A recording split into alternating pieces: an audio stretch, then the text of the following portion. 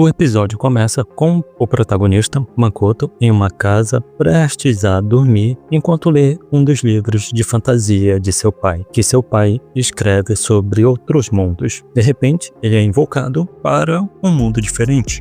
O primeiro deus que Makoto encontra é Tsukuyomi, o deus do reino da noite e o melhor deus do anime inteiro. Ele é gentil e os dois têm uma conversa bem leve. Tsukuyomi revela que os pais de Makoto, na verdade, vieram desse outro mundo e fizeram um pacto com a deusa local. O acordo dizia que no futuro algo precioso seria oferecido a ela, no caso, um dos filhos. Já sabemos quem era o favorito. Se Makoto recusasse, uma de suas irmãs seria enviada em seu lugar. Querendo proteger a família, ele aceita ir. Makoto impõe apenas duas condições: que possa deixar uma carta para os pais, o conteúdo não é revelado nesse episódio, e que o deus apague seu histórico da internet e qualquer conteúdo adulto. Tsukuyomi concorda. Logo após, Makoto é enviado à presença da deusa, que deveria ser a responsável por guiá-lo como herói, mas ao ver sua aparência comum, ela o rejeita de imediato, achando ele muito feio. Mas que porra é essa? Essa deusa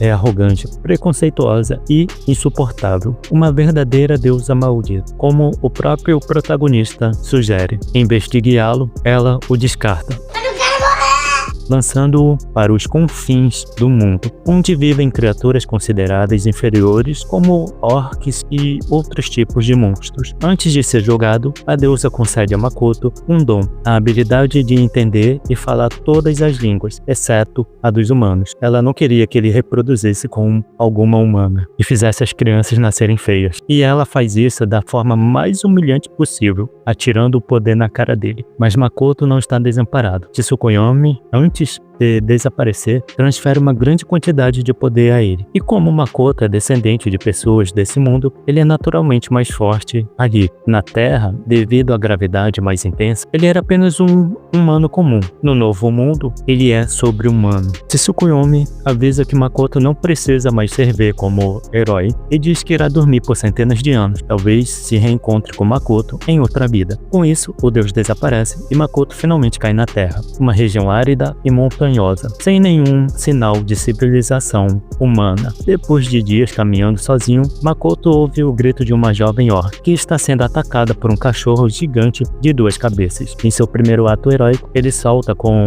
uma voadora que atravessa o monstro por completo. A cena é sangrenta e engraçada, já que nem ele sabia o quanto ele era forte. Apesar do susto, a orc, chamada Emma, percebe que Makoto é uma boa pessoa e o leva até a sua vila. Lá, ele conhece outros orcs, é alimentado e começa a aprender magia básica com a ajuda de Emma. No entanto, ao tentar medir o nível de Makoto, todos se surpreendem. Ele está no nível 1, mas pense bem, se ele já é tão forte assim no nível 1, imagina no futuro. Makoto decide enfrentar Shin, uma entidade poderosa da montanha que exige sacrifícios da vila de Emma. No caminho, ele treina e dispara uma magia de fogo que destrói toda a área ao redor, sem querer. Isso revela que ogros estavam disfarçados e fingindo ser Shin para eliminar os orcs. Ou seja, Makoto salva o dia sem perceber, mas ele destruiu o território de Shin e o verdadeiro dragão Shin aparece para tirar satisfação. Começa uma batalha épica. Makoto surpreendentemente se mostra muito mais forte do que Shin esperava. Prestes a perder, Shin usa uma magia que prende Makoto em uma ilusão de memórias falsas. Makoto revive um momento em que uma colega se declara para ele. Na ilusão, a cena é amigável, mas ele se lembra da verdade, rejeitou a garota e a fez chorar. Essa lembrança o faz romper a ilusão e ele finalmente começa a compreender o poder real que possui, a habilidade de criar e manipular um espaço próprio ao seu redor. Impressionado, Shin se rende com cara de cachorro abandonado, fascinado pelas memórias humanas de Makoto, especialmente pelas histórias japonesas. O dragão propõe um pacto para acompanhá-lo em sua jornada. Makoto aceita com certa hesitação, mas durante o ritual, Shin percebe que o poder de Makoto é muito superior, tanto que o contrato o coloca em desvantagem, quase como um servo. Mesmo assim, ele aceita. A partir daí, Shin assume a forma de uma bela mulher, algo comum que acontece em animes, e agora está ao lado de Makoto em sua aventura. Shin, o dragão, revela que na verdade é fêmea e, por causa do contrato com Makoto, assume a forma de uma bela mulher humana. Como ela é subordinada ao protagonista, que é humano, sua aparência se adapta à espécie do mestre. Ela também se tornou fanática por novelas históricas japonesas e sonha em ser uma samurai fiel ao seu senhor. Shin possui o poder de manipular o subespaço, uma dimensão separada do mundo real. Ela leva Makoto até lá, mas o lugar está totalmente transformado, uma vasta floresta com plantas vindas do antigo mundo do protagonista. Isso é resultado dos poderes de Makoto que estão influenciando o espaço ao ponto de sobrepor os da própria Shin. Com sua habilidade, Makoto consegue mapear toda a área, que é gigantesca, algo do tamanho de um pequeno país, eu tô chutando. Ele decide que ali construirá uma cidade e Shin já começa a bolar planos para isso. Ao retornar ao mundo exterior, Makoto encontra Emma desesperada, tentando impedir o confronto entre ele e Shin. Mas já era tarde. Mesmo sem reconhecer Shin de imediato, a aura intimidadora do dragão a faz desmaiar numa cena hilária. Na Vila dos Orcs rola uma grande festa em homenagem ao herói Makoto. Shin mostra que também é uma verdadeira alcoólatra e logo se aproxima do líder orc para discutir um plano. No dia seguinte, para a surpresa do protagonista, todos os orcs estão de malas prontas para se mudar para o subespaço. Apesar da confusão, Makoto aceita e Shin transporta todos para lá. Aliás, algo que vamos ver com frequência é Shin, Emma ou outros subordinados tomando decisões importantes por conta própria, mas sempre visando o bem do mestre. Outro detalhe curioso, surge uma versão infantil de Shin. Makoto surta achando que é filha dela, mas na verdade é apenas um fragmento, um clone criado para proteger o subespaço. Apesar de não ser tão poderosa quanto a original, ela é bem forte. Com o tempo, os orcs se adaptam ao novo lar, enquanto isso, Makoto continua treinando, especialmente sua habilidade especial concedida pelo Tsukuyomi, o poder Kai. Esse poder, ao contrário da magia comum que usa mana, é invisível para os usuários tradicionais e faz de Makoto um verdadeiro apelão. Shin, por sua vez, fica maratonando novelas usando as memórias de Makoto, tipo uma Netflix mental. Quando é proibida de acessar as memórias dele, ela sai em busca de uma maneira de construir uma TV para ver suas séries favoritas. Makoto, ao relembrar memórias de sua família, decide investigar mais sobre o passado de seus pais. Aproveitando o momento de paz, ele ajuda os orcs com a derrubada de uma árvore gigante, algo que faz com facilidade, graças à sua força e magia. Também demonstra seu poder de cura, curando um orc ferido. Curiosamente, ele não consegue se curar a si mesmo, o que adiciona uma camada interessante. Ele é forte, mas não invencível. A tranquilidade termina quando Shin retorna com um anão ancião que salvou de um ataque. Sim, anão da raça dos anões, não apenas de estatura. O problema é que o monstro que atacou o anão conseguiu invadir o subespaço. Uma enorme aranha com poder quase igual ao da Shin. Começa uma batalha intensa entre Makoto e a aranha monstro. Ela é poderosa, se regenera, absorvendo a energia dele, o que torna a luta ainda mais difícil. Lembrando, o Kai de Makoto não usa mana, o que confunde a aranha, já que ela não consegue detectar seu verdadeiro poder. A aranha, por algum motivo, se diverte sentindo dor. Sim, ela é daquelas que curtiria 50 tons de cinza. Eu quero comer você no meio da semana que vem. Não tá jogando limpo. Eu nunca joguei. A luta vai ficando cada vez mais complicada, Makoto é ferido e quase devorado, mas no limite, desperta uma explosão de poder e vence o monstro com ataques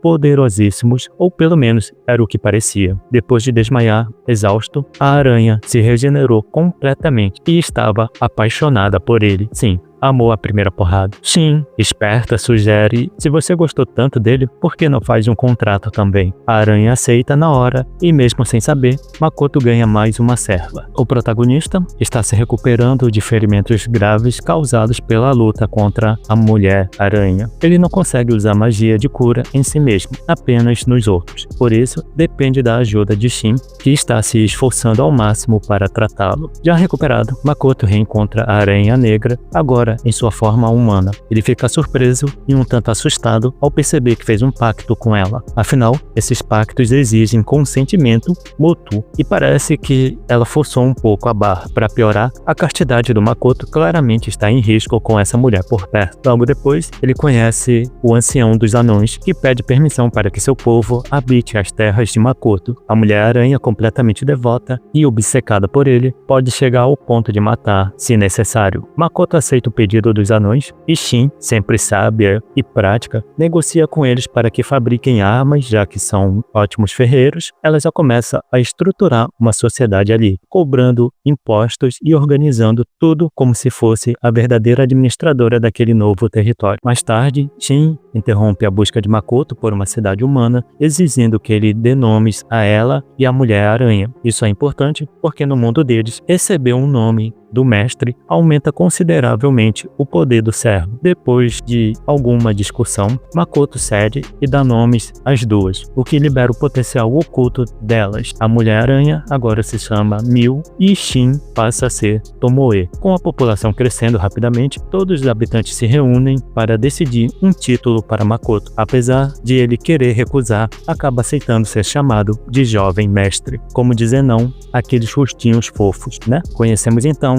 os clãs ligados a Tomoe, os Homens Lagartos, e a Mil, Pessoas Aranhas, eu acho que é assim que se chama, além dos anões que se aproximam ainda mais de Makoto depois de descobrirem que ele odeia a deusa. Sim, aquela maldita deusa que rejeitou ele no início da história. Um ponto importante, Mil carregava uma maldição que a fazia sentir fome constante. Isso a fazia atacar qualquer coisa para se alimentar. No entanto, após firmar um pacto com Makoto e absorver a energia dele, ela se estabilizou, embora ainda seja meio doida por ele. O protagonista, em sua primeira tentativa de interagir com os humanos, acaba encontrando uma mulher, mas a reação de medo é tão forte que a mulher foge apavorada, como se tivesse visto um monstro. Makoto decide então visitar uma cidade humana, só que ao se aproximar, os guardas se unem para expulsá-lo. A quantidade absurda de mana que ele emana faz com que pareça um monstro terrível, como se 6 reis demônios estivessem se aproximando de uma só vez. Outro detalhe cruel da deusa, ela não permitiu que Makoto falasse a língua humana. Mesmo se esforçando, ele não consegue aprender ou falar o idioma. A única alternativa que encontra é usar sua magia para fazer letras flutuarem no ar como se fossem legendas, uma forma curiosa de se comunicar. Para resolver o problema do excesso de mana, Makoto pede aos anões que forjem anéis capazes de suprimir seu poder. Após várias tentativas e falhas, o anel finalmente funciona. Agora disfarçado com uma máscara e acompanhado por Tomoe e Mil, Makoto vai até uma cidade humana. Fingindo ser um comerciante, ele entra sem problemas. Lá,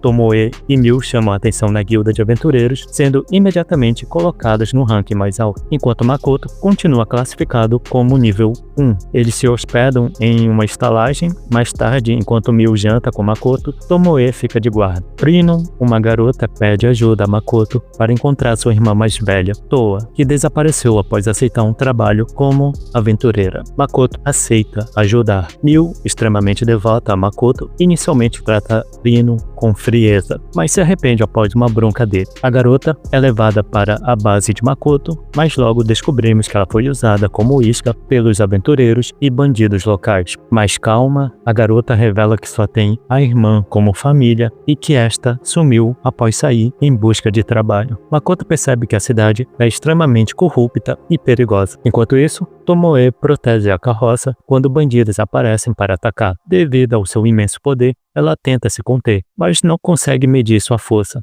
Ao chutar um inimigo, acidentalmente o mata. O cara parecia um boneco de pano e, ao usar a espada, acaba partindo seus oponentes ao meio, mesmo tentando apenas destruir suas armas. Essa cena é muito boa. Ela captura um deles vivo, com os poderes de Tomoe, que permitem acessar memórias. Makoto descobre informações valiosas sobre os bandidos e os experimentos mágicos que Toa está sofrendo. Ele se irrita profundamente ao ver essas memórias, principalmente porque Toa se parece muito com uma colega de seu mundo anterior, que havia se declarado para ele. Por temer perder o controle. Se for pessoalmente ao resgate, ele envia Mil e Tomoe para cumprir essa missão. Enquanto isso, Mil se livra dos corpos dos bandidos, devorando eles. Mais tarde, ela retorna ao quarto, enquanto Makoto ainda analisa as memórias do bandido capturado, visivelmente irritado. No dia seguinte, Makoto e a garota conseguem uma carroça para vender frutas colhidas em suas terras. Temos, então, um flashback da Rino, mostrando Toa se esforçando para se tornar uma aventureira. Ela comprou equipamentos caros, se endividou e,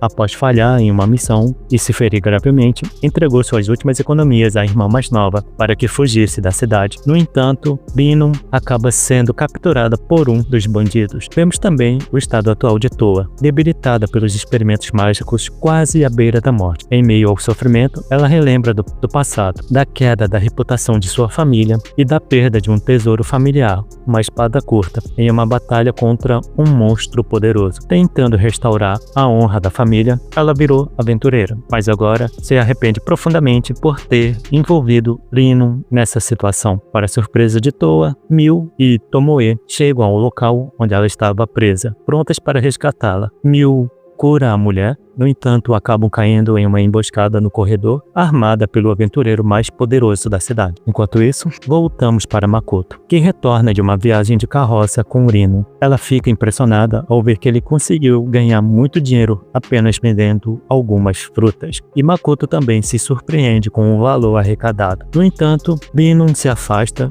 em segredo e conversa com os bandidos. Descobrimos que eles a estavam chantageando com ameaças contra sua irmã, forçando-a a roubar o ouro de Makoto. Desesperada, ela aceita, sem saber que Makoto estava ouvindo tudo com sua habilidade. Ele fica profundamente irritado com a situação. De volta ao resgate, Mil e Tomoe descobrem que o aventureiro mais forte da cidade é, na verdade, o líder dos bandidos. Na verdade, todos os bandidos são também aventureiros, revelando a corrupção generalizada na cidade. O vilão até tenta convencer Mil e Tomoe a se juntarem ao grupo criminoso, mas ambos recusam e uma batalha se inicia. O inimigo utiliza uma barreira mágica para se proteger e aproveita para provocá-las, dizendo que elas não são tão fortes quanto parecem. Mas é quando ele começa a insultar Makoto, chamando de criatura desprezível, parecida com um goblin, que as duas perdem a paciência. Tomoe, que até então tentava se conter, decide lutar com tudo. Enquanto isso, na hospedaria, o dono tenta expulsar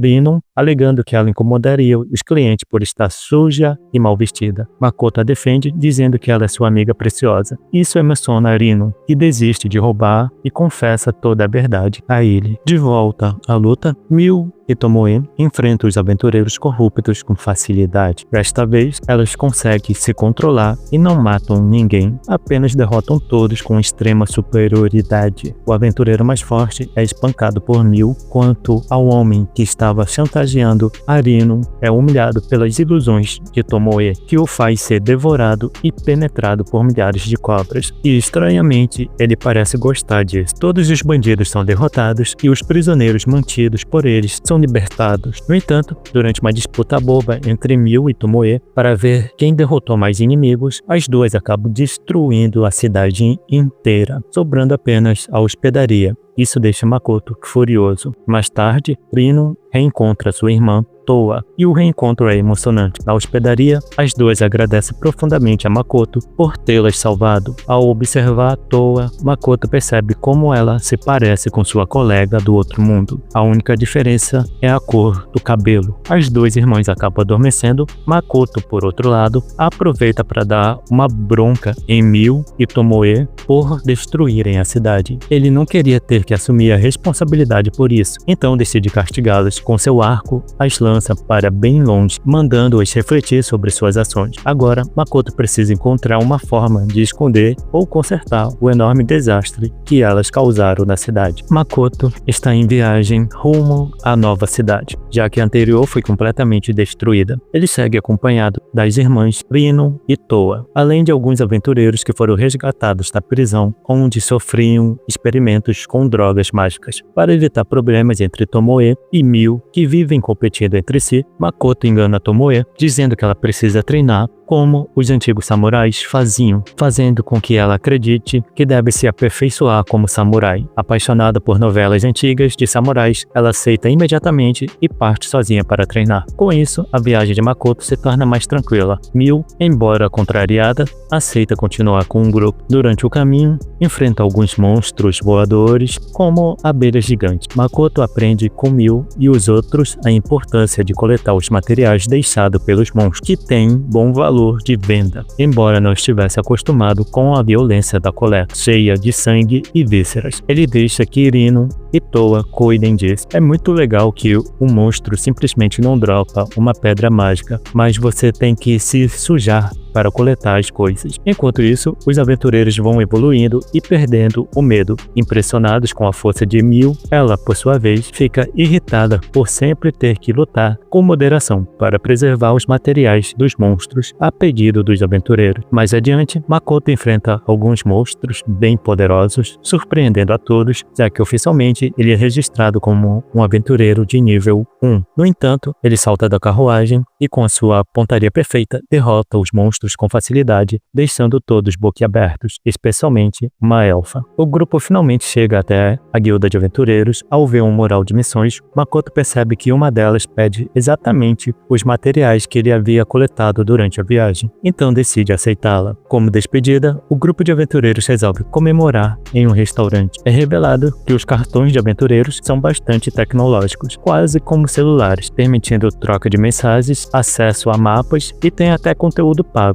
Durante o jantar, Makoto se delicia com a carne desse mundo, já que antes se alimentava basicamente de frutas no subespaço de Tomoe. A noite segue animada, com todos bêbados e até uma queda de braço entre Makoto e a cavaleira Anan, que ele vence. Toa aconselha Makoto a tomar cuidado com a missão que aceitou, pois ela veio de uma companhia de mercadores bastante suspeita, que costuma envolver seus contratados em encrencas. Após a festa, Makoto volta para a hospedaria apenas com a Mil, que nutre esperanças de algo acontecer entre eles, agora que Tomoe está longe. No entanto, o plano dela falha. Mesmo dormindo no mesmo quarto, havia duas camas, e Makoto simplesmente se joga em uma e adormece, deixando Mil frustrada e em choque. Não vai ser hoje que vai rolar. No dia seguinte, Makoto visita o subespaço para checar como estão as coisas e se há notícias de Tomoe. Lá, reencontra Emma, que se tornou uma secretária exemplar. Ela organiza tudo, cuida dos assuntos do território e até dá bronca em Makoto, quando ele se esquece de seu papel como Lorde. Emma é tão rígida quanto fofa, e por isso se tornou a minha personagem favorita. Makoto observa o progresso das diferentes raças e se impressiona com a enorme mansão que estão construindo para ele. No entanto, o que realmente chama sua atenção são os equipamentos feitos pelos anões, armaduras e armas extremamente chamativas. Infelizmente, nenhuma delas agradava a Makoto, que preferia algo mais discreto. Por sorte, o mesmo anão que criou o anel capaz de conter seu poder também produziu um sobretudo especial, feito para absorver sua mana e com diversas funções, como aumento de velocidade e defesa. Apesar do aviso do anão sobre o risco de a roupa sugar mana demais e até matá-lo, o sobretudo acaba não suportando a energia de Makoto